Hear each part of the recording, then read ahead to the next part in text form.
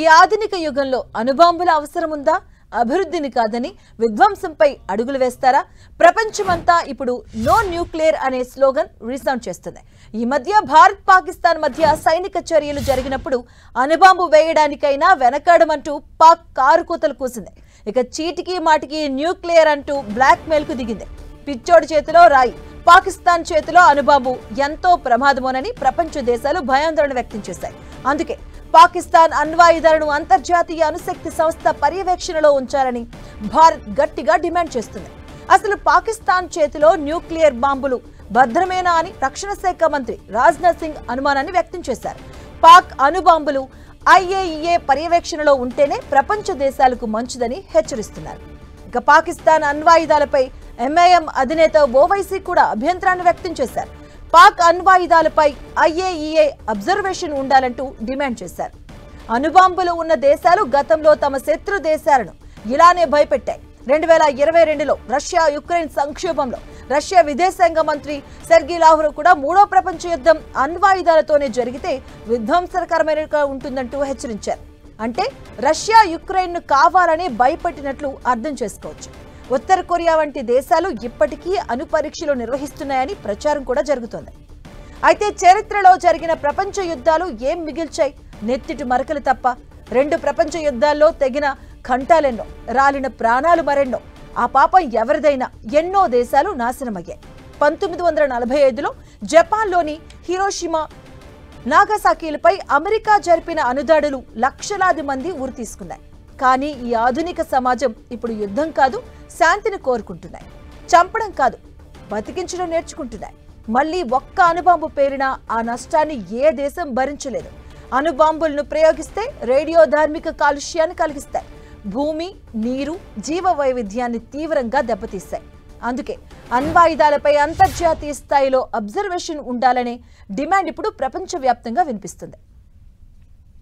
ప్రస్తుతం America, Russia, China, భారతదేశం, పాకిస్తాన్, ఉత్తర Korea, Israel వంటి దేశాల దగ్గర న్యూక్లియర్ బాంబ్స్ ఉన్నాయి. ఇందులో భారత్ పాక్ మధ్య, రష్యా యుక్రెయిన్ మధ్య పొసగడం లేదు. ఎవరు అణుబాంబులతో రెచ్చిపోయినా పెను విధ్వంసమే చవి చూడాల్సి వస్తుంది. ఇక అటు ట్రంప్ అమెరికా అధ్యక్షుడు అయినప్పటి నుంచి చైనాతో ఆ దేశం మధ్య మాటల తూటాలు పేలుతున్నాయి. ఇలాంటి పరిస్థితుల్లో అణుబాంబులపై అబ్జర్వేషన్ కావాలనే టాక్ బలంగా వినిపిస్తుంది. ఉగ్రవాదాన్ని పెంచి పోషిస్తున్న పాకిస్తాన్లో అణుబాంబులు ఉండడం ప్రపంచానికి పెద్ద ముప్పు లాంటిదే. పాకిస్తాన్ అణుబాంబులను ఉగ్రవాదులకు అప్పజెప్పినా ఆశ్చర్యపోనక్కర్లేదు. దీంతో వాటిని IAEA పర్యవేక్షణలో ఉంచాలని డిమాండ్ ప్రపంచ దేశాల నుంచి వినిపిస్తుంది.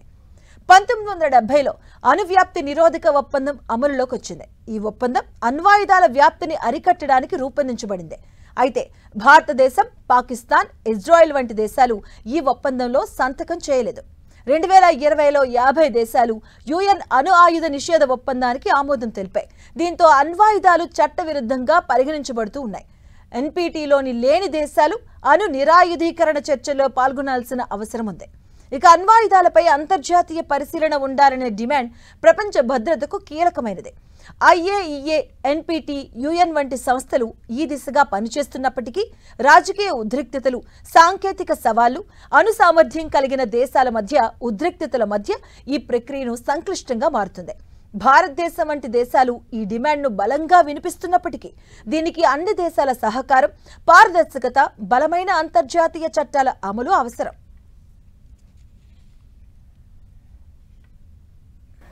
कि हमने उनके न्यूक्लियर ब्लैकमेल की भी परवाह नहीं की है। पूरी दुनिया ने देखा है कि कैसे गैर जिम्मेदाराना तरीके से पाकिस्तान द्वारा भारत को अनेक बार एटमी धमकियां दी गई हैं। आज श्रीनगर की धरती से मैं पूरी दुनिया के सामने यह सवाल उठाना चाहता हूं कि क्या ऐसे गैर जिम्मेदार और रोग नेशन के हाथों में परमाणु हथियार सुरक्षित हैं? मैं दुनिया के सामने यह सवाल खड़ा करना चाहता हूं। मैं मानता हूं कि पाकिस्तान के एटमी हथियारों को IAEA, international atomic energy agency की निगरानी में लिया जाना चाहिए। मैं ये कहना चाहूंगा और साफ तौर पर कहना चाहूंगा।